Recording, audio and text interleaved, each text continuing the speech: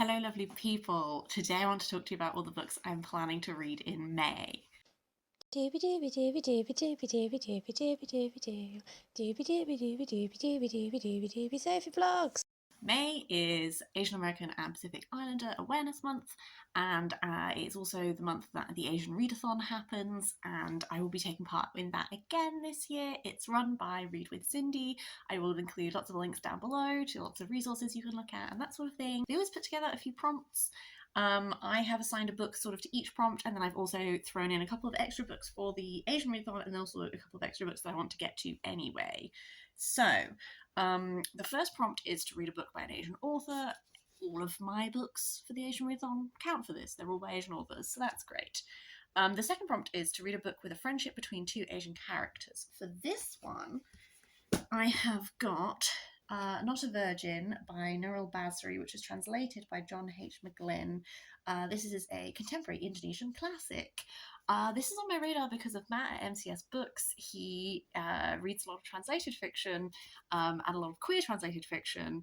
This follows Jakarta teenager Ricky Satria, who is sent to live in a pesantren, an Islamic boarding school, and because his parents think he's spoiled, he wants to challenge his parents' idea of him. The back tells me that this follows 4 Indonesian students who are seeking to discover what their future will bring and look for answers to their questions about sexuality, love, religion, and drugs. I am hoping that there will be friendship between these 4 characters. That would make sense for me with what I expect from this book, but I don't have many expectations. I just think it's going to be an interesting read, and I'm really looking forward to giving it a go. The next prompt was to read a book where someone goes on an adventure. For that one, I've got Seven of Infinities by Aliette de Bodard, who is a French-Vietnamese writer. This is part of this science fiction universe that I have read a few books from by now that I really enjoy. I believe you can read this series in any order. I've certainly been jumping around in it, but it's a really interesting science fiction universe. It's really influenced by Vietnamese history. A lot of the books that I've read in it so far have been like mystery books, and that's been really interesting. It has these sentient spaceships that are like birthed. It's got some really cool ideas. I actually don't know what the plot of this particular book is because I know it's the first book in this universe, but because I've hopped around in the universe, I was just like, I've been really enjoying exploring it, and so I'm just sort of want to work my way through, and I don't really mind what each one is specifically about. The next prompt is to read a book focused on identity and self-discovery. I have Stronger by Poorna Bell. Poorna Bell essentially is looking at women's relationship to strength and exercise. She started writing this book. Her husband sadly took his own life, and in the wake of that, she got really into powerlifting as a way of just like helping her rebuild her life after this moment. And then I believe she wrote this after COVID was happening and she had long COVID, and then that impacted her ability to do this thing that was now really vital to her like relationship with her body and all of that. And so it's looking a lot at women's relationships with exercise and physical activity and this idea of being strong and all that kind of thing.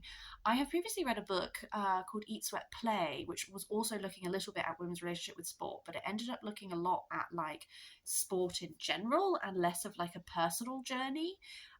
So I'm interested to potentially read something that is more focused, more grounded in someone's actual like journey into embracing exercise after being put off of it for a really long time. By the way, not just like, I think a lot of people have like negative experiences with PE that put them off exercising, but also I've only just started the book, but she does talk about how specifically coming from an Indian background, there were aspects to do with being shamed for playing tennis a lot as a child because being in the sun made her skin darker and that kind of thing. So she's looking at it from quite a lot of different angles.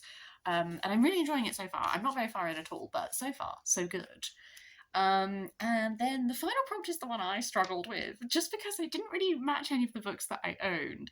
And it's to read a book with a character who is either a hot mess, famous, or eccentric. I am going for... I was like, famous. What were the early celebrities of our time? Monarchy. I'm going for Myths from Mesopotamia because I want to read the Epic of Gilgamesh for this prompt, because Gilgamesh was like a king, but also I think he might be a bit eccentric and messy. I've never read the Epic, I don't know, but I have seen lots of memes. Um, this is specifically translated with an introduction and notes by Stephanie Dalley. Dalley or Daly? Not sure. But Mesopotamia is what is now modern day Iraq, but also at various points in Mesopotamian history, it would also have covered other countries as well. And the Epic of Gilgamesh is like literally, unless I'm getting this wrong, it is like one of the earliest texts that we have, and it's like this foundational epic about this king called Gilgamesh. And this is the story of a heroic quest for fame and immortality pursued by a man who has an enormous capacity for endurance and adventure, for joy and sorrow, a man of great strength who loses a unique opportunity through a moment's weakness. I am so excited. I've been wanting to read the Epic of Gilgamesh for so long. I have a couple of other books that I want to just add in for generally with the Asian Readathon. I just try and like make my month be full of beautiful Asian books. So a few other books I have already been reading. I started this in April and I'm carrying it through into May. The Makioca Sisters by Tanizaki, which is a very famous Japanese modern classic. I am 172 pages into this beast. So far, this is just following the Makioca Sisters. These are these four sisters. This is set in the time leading up to the Second World War, and there's sort of, it's very slow so far, but I'm really enjoying it, just sort of like sitting with these sisters. Not a lot is really happening yet. A lot of what is happening is based sort of just around the two older sisters are married and the two younger sisters are unmarried, and it's sort of, a lot of it is based around the third sister, and she's turned down a lot of suitors. The family fortune is not what it was, and that sort of thing. Like, it's very much so far one of I'm finding it quite peaceful to read because it's not like huge drama. So I'm taking my time with it and I'm just dipping in and out. But so far I'm really enjoying it, and it's a lovely, like, quiet, character focused read. So I'm definitely going to continue that this month. I also have of Tales and Enigmas, short stories by Minsoo Kang. Minsoo Kang is a Korean author who I discovered through reading New Suns, which is an anthology of science and speculative fiction by authors of colour. And Minsoo Kang's short story in that was one of my favourite short stories in it. So this is speculative fiction. I've read one short story so far, and so far their writing style is, it's not like sparse, it's not laconic, but it is definitely like not a very florid writing style. But what I liked about their short story in New Suns was it was exploring like history and some stuff to do with like who gets to tell tales in history, what is the truth of history, and that kind of thing. So I'm really hoping for some interesting sort of like speculative fiction ideas in this, and I'm hoping I'll come away and some of these short stories will like continue to live in my little brain. I also have Turning, Lessons from Swimming Berlin's Lakes by Jessica J. Lee. I discovered Jessica J. Lee through her other memoir, which is Two Trees Make a Forest, which is about, she is looking at Taiwan because that's where her family's heritage is, and she's looking at like, it's like on memory, migration, and I can't remember what the third subheading is, but essentially it's nature writing, but it's also looking at memory in regards to her grandparents who have dementia, and then also like she goes back to Taiwan with her mother and how her mother remembers it and all that kind of thing. So it was a really beautiful musing upon a lot of these things. This is the book that she wrote, I believe, before that one, and this one is all about swimming, like wild swimming. I'm not a swimmer. I'm not a very good swimmer, but I liked Jessica J. Lee's writing so much that I thought if anyone could make me enjoy a memoir about swimming and being outside and all like I'm hoping that angle will like really entice me. So I am just going to give it a go. I'm going to hope to love it.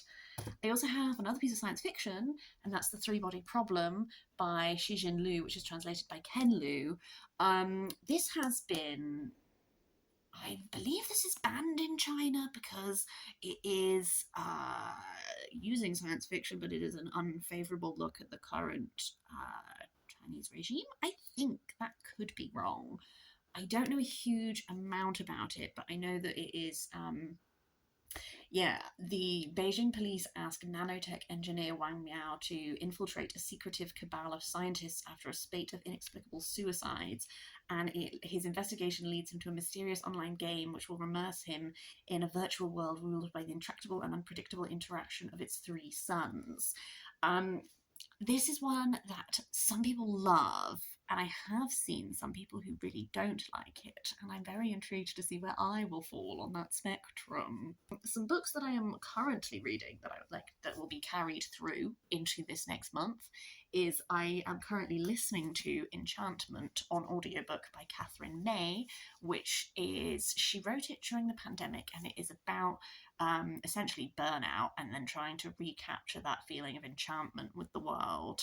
I'm not very far into it yet, but I'm enjoying her audiobook narration. I think that she narrates it really well. It's not absolutely like blowing my mind, but I think maybe I might be doing that thing where I'm putting too much pressure on it to blow my mind. So we'll see.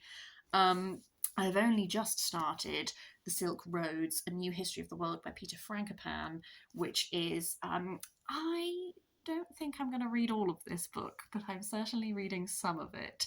Essentially, it is a new history of the world that is sweeping right across Central Asia and deep into China and India. A region that once took center stage is again rising to dominate global politics, commerce, and culture. The two main criticisms of this book that I have seen, which is why I'm not sure if I will read all of it, are that for a book that is marketed a lot as like decentering the West and being like the history of the world without a Western perspective, it actually really centers the Western perspective. And also that as it gets closer to modern day, it sort of loses focus and just gets bogged down a lot in just describing like some political events to you, and it sort of loses its thesis. So what I'm doing with this one is I might not actually read the whole book, but I'm going to read it until such a point as I feel like I'm done. And then I'll have, taken from it. It's been lent to me, so it's fine. I can just return it to the person whenever I'm done. And then three other books that I definitely want to make time for this month are The Lives of Brian by Brian Johnson, who is the vocalist for AC/DC. My dad has lent me this book. If you've been watching my channel for a while, you know that my dad near exclusively reads music biographies at the moment. He started doing it while he was on furlough over lockdown, and because he is a rock god. And he lends me the good ones, and then he tells me which ones are not worth bothering with. But this one apparently is very good, so I'm excited to learn more about Brian Johnson. My dad was saying that actually it's not too focused on his time in AC/DC. A lot of it is focused on his youth and also trying to make it with other bands that are not successful, but like what that experience was like. So I think that's going to be a really interesting perspective. I also have Saving Time by Jodi Taylor. I won't have posted my April reading wrap up yet because I haven't recorded it yet. Recording this one first. But I read Hard Time in that, which is the second book in the Time Police series. This is the third book in the Time Police series. I had a really good time with Hard Time. I think I'm getting more into the Time Police series as we go on. So I'm hoping to just dive straight into this one, which is the third book in the Time Police series. This is an offshoot of the Chronicles of St. Mary's. So Chronicles of St. Mary's is like time traveling historians. The Time Police series follows the Time Police, who are sometimes foes in the Chronicles of St. Mary's, but they're essentially an organization that was founded during the Time Wars to like maintain the purity of the timeline. So they're often like shoot first, ask question later portrayed, but this is sort of like fleshing them out a bit and delving into them, so that's fun. And then the final book I wanted to mention is one that arrived literally just before I recorded this, and that is the Pepper Pot Diaries, Stories from My Caribbean Table by Andi Oliver. I love Andi Oliver so much. I think she's fabulous. This is technically a cookbook, but also it has musings, it has essays in it, so I'm including it, and I will wrap it up at the end of the month. That's everything I wanted to talk about this month. I would really love to hear if you've read any of these. Please let me know your thoughts. I would also really like to know what you are reading for May. I hope that there are many delights in store for you. Otherwise, I hope you're having a really nice day. I will see you next time for something different.